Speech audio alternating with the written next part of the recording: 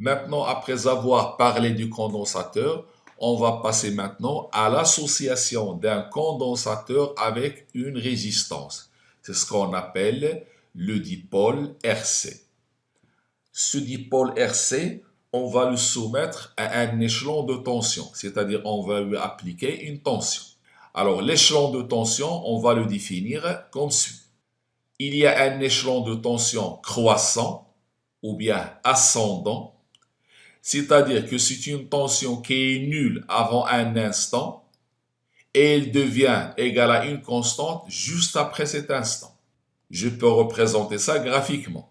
Donc, avant l'instant 0, la tension était nulle. À l'instant 0, elle passe à la valeur E.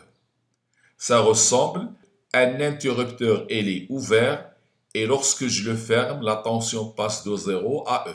Lorsque j'applique cet échelon au dipôle RC, le condensateur se charge parce que avant l'interrupteur était ouvert, juste après on ferme l'interrupteur. Il y a un autre type d'échelon de tension, c'est un échelon de tension décroissant.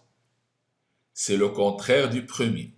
Il avait une valeur constante avant un instant t0 et il devient nul après cet instant. C'est comme si j'ai un interrupteur fermé et après j'ouvre cet interrupteur. Donc son graphe est le suivant. Elle avait une valeur constante avant l'instant 0. Juste à l'instant 0, il devient nul. C'est comme si j'avais un interrupteur fermé, puis je l'ouvre.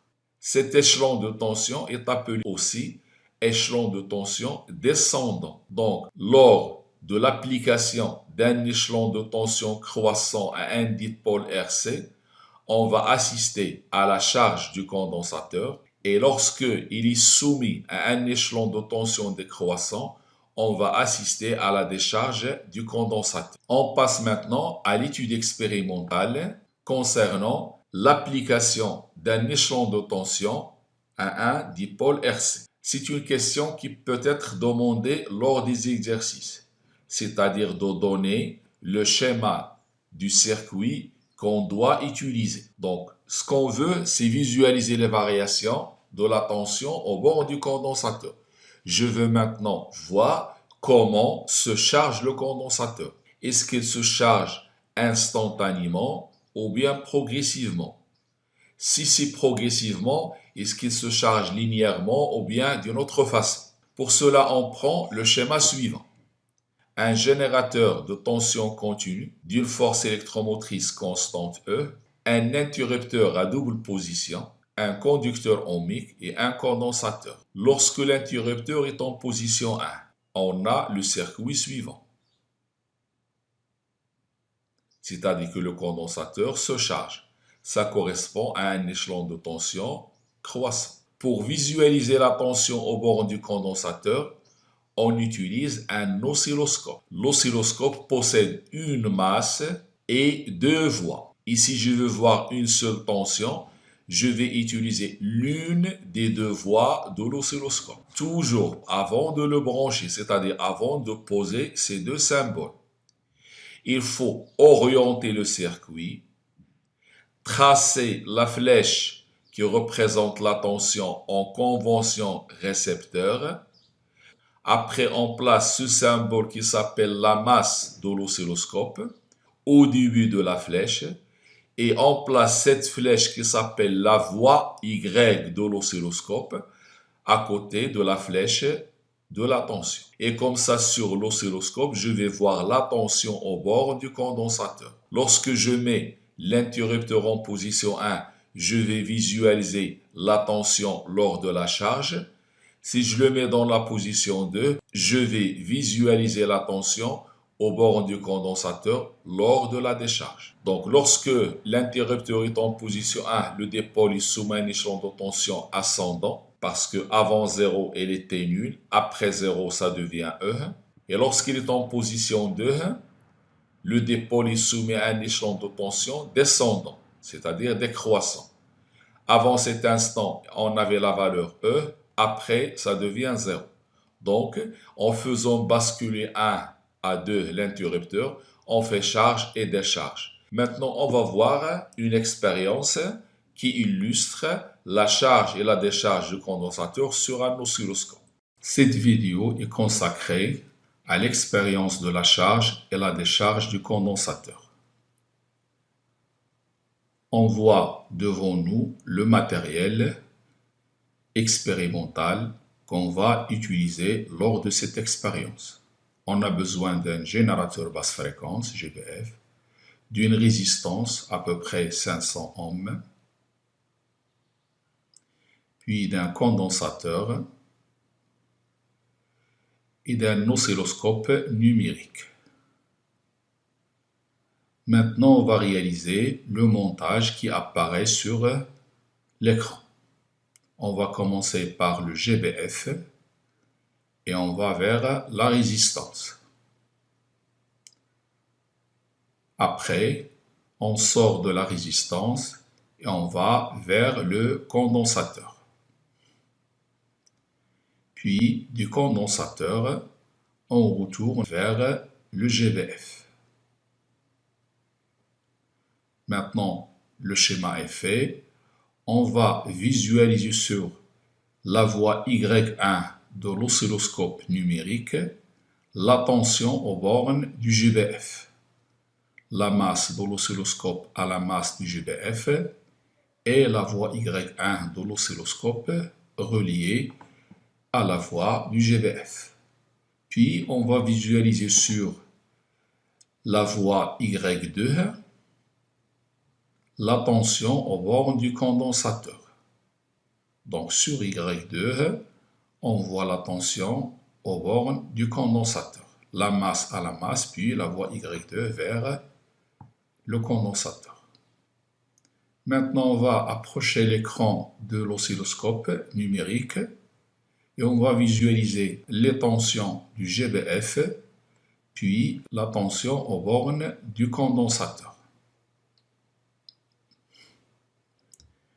Le GBF délivre une tension carrée qui se forme d'un échelon de tension croissant et un échelon de tension décroissant. Ça veut dire que le dipôle RC il est à la fois soumis à un échelon de tension croissant et après à un échelon de tension décroissant. Le GBF joue le rôle d'un interrupteur qui se ferme et qui s'ouvre automatiquement et périodiquement en délivrant une tension carrée. Maintenant, on va voir la tension aux bornes du condensateur.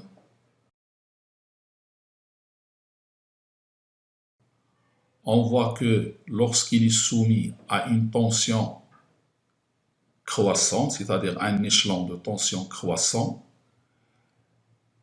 la tension aux bornes du condensateur augmente progressivement et le condensateur se charge. Lorsque le GBF coupe le courant, c'est-à-dire le dipôle est soumis à un échelon de tension décroissant, le condensateur se décharge dans le circuit et on a une courbe qui décroît progressivement.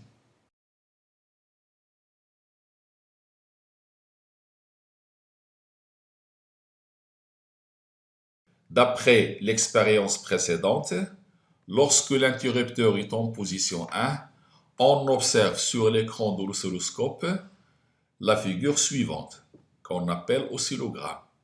La tension du condensateur augmente progressivement pour se stabiliser à une valeur constante. Donc on peut diviser cette courbe en deux parties. Une partie où la tension croît progressivement, une partie où la tension devient pratiquement constante. On appelle cette partie où la tension augmente progressivement le régime transitoire et l'autre partie où la tension reste constante le régime permanent. Donc lors de la charge du condensateur, il existe un régime transitoire et un régime permanent. Le régime permanent, c'est lorsque le condensateur est chargé. Le régime transitoire, c'est lors de la charge du condensateur. Donc, avec un schéma simplifié, ça donne quelque chose de ce genre. Cette partie, c'est le régime transitoire et l'asymptote horizontale ici, la courbe tend vers cette asymptote, c'est le régime permanent. Mais lorsque l'interrupteur est en position 2, on avait une courbe décroissante. C'est-à-dire sur l'oscilloscope, on observe l'oscillogramme suivant. La tension part de la valeur initiale qui était E et elle descend progressivement jusqu'à s'annuler. Ici aussi, lors de la décharge, il y a deux régimes. Un régime transitoire qui correspond à la décharge du condensateur et un régime permanent lorsque le condensateur est déchargé. Donc schématiquement, on peut représenter ça comme suit. Une partie descendante, c'est le régime transitoire. Une partie constante, c'est le régime permanent lorsque la tension elle est nulle. On a vu lors de cette expérience la variation de la tension au bord du condensateur, mais on aimerait bien voir la variation de l'intensité du courant dans le circuit, soit lors de la charge ou bien lors de la décharge. Mais il y a un petit problème, c'est que l'oscilloscope est un voltmètre, donc il ne peut pas visualiser l'intensité. Alors pour surmonter cette difficulté, c'est-à-dire pour visualiser l'intensité du courant, on visualise la tension aux bornes du conducteur ohmique.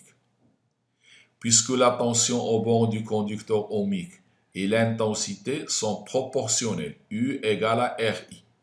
Donc si je vois la courbe de UR, c'est comme si je vois la courbe de I. N'oublions pas que U égale à RI en convention récepteur, c'est-à-dire les deux flèches sont de sens opposé. Donc on peut nous demander dans une question, comment faire pour visualiser l'intensité du courant sur un oscilloscope? La réponse est de dire qu'on doit visualiser la tension au bord de la résistance. Pour visualiser une intensité sur un oscilloscope, il suffit de visualiser la tension UR qui est égale à RI au bord de la résistance. Donc le schéma est le même, mais cette fois-ci, on va voir sur l'oscilloscope la tension au bord de R qui représente celle de I. Cette tension, elle est de cette forme. Lors de la charge, elle descend progressivement jusqu'à s'annuler, c'est-à-dire que cette intensité, elle est maximale au début de la charge, nulle à la fin de la charge. Lors de la décharge, ce courant qui était positif, il devient négatif. Ça veut dire qu'il change de sens. Il commence d'une valeur négative et il augmente progressivement pour atteindre la valeur 0. Ça, c'est lors de la décharge. Ce qu'on constate, c'est que l'intensité n'est pas une fonction continue. Il termine la charge par 0. Au début de la décharge, il commence d'une valeur négative. Il termine la décharge par la valeur 0. Il commence la charge avec une valeur positive. Donc ici, il y a une discontinuité. Donc on peut dire que la tension du condensateur qui augmente progressivement jusqu'à atteindre la valeur E lors de la charge, puis elle descend progressivement jusqu'à s'annuler lors de la décharge, est une fonction continue. Donc U de t est une fonction continue. Alors que l'intensité qui commence d'une valeur maximale au début de la charge et qui devient nulle à la fin de la charge n'est pas une fonction continue, car l'autre phase, il commence d'une valeur négative pour atteindre 0 à la fin. Donc, comme conclusion de cette expérience, la tension au bord du condensateur est une fonction continue, alors que l'intensité du courant est une fonction discontinue.